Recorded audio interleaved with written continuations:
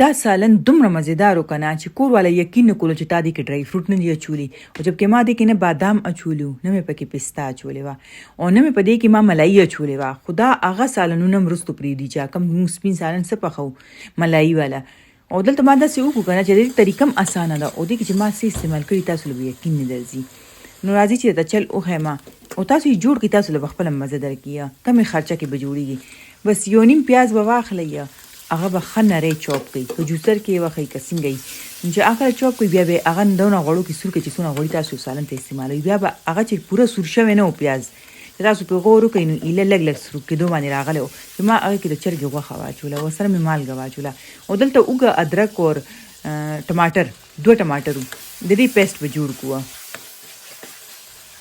او شین مرچکې په دلته غوښه سره شوه اوس په دې کې مونږ چې دی مسالې هم اچوو او هغه چې کومه ټماټر والا ګریوي مې جوړه کړې ده هغه مې پکې واچوله لکه شین مرچکې و اوږه وه ادرک و ټماټر مې پکې زیات نه دي اچولي ولې مې زیات نه دي اچولي مخته ګورئ تاسو که نه نو بس دې کې مې دا واچولې او مسالو کې چې دی هغه هم داسې مسالې زه نه استعمالوم چې کومې داسې زه چې ډفرنټ مسالې لکه دلته دا ما پکې سور مرچکې واچولو 1 چمچ او د زیرې پاوډر مې پکې واچول دھنیا پاوډر شو نیمه چمچ اچوئ دھنیا پکې لږ پاوډر پکې لږ زیات واچوئ هغې سره هیڅ بدي نه ده بلکې دا داسې مسالې چې دې سره د دې خوند زبردست شي خوند روړي او پکې مې دا ګرمه مساله نیمه چمچ واچوله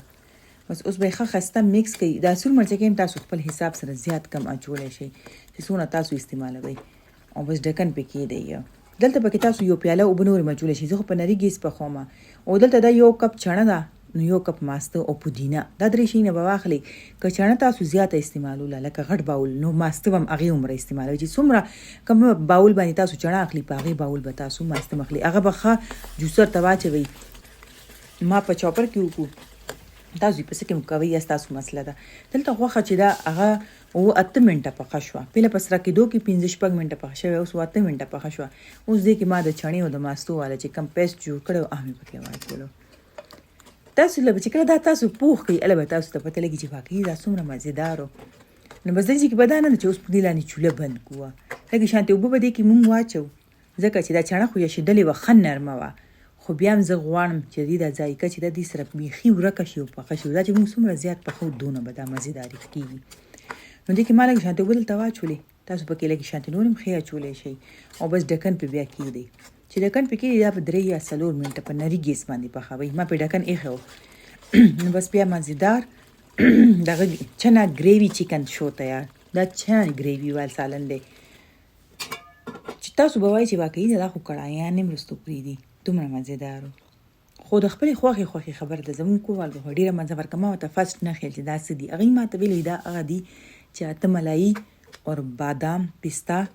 او دغه پکې باجې ماسته وي دا هغه سالن دی ما تل دا هغه نه دی په هغې ډېره خرچه راځي په دې دونه خرچه نه راځي چڼې خو اکثر موږ سره یشېدلې پرتې یا چې کله ویې شوي هغې نه داسې لږ شانتې بیلې کوي نو مزېدار واخلئ چنا ګریوي چکن مې کو تیار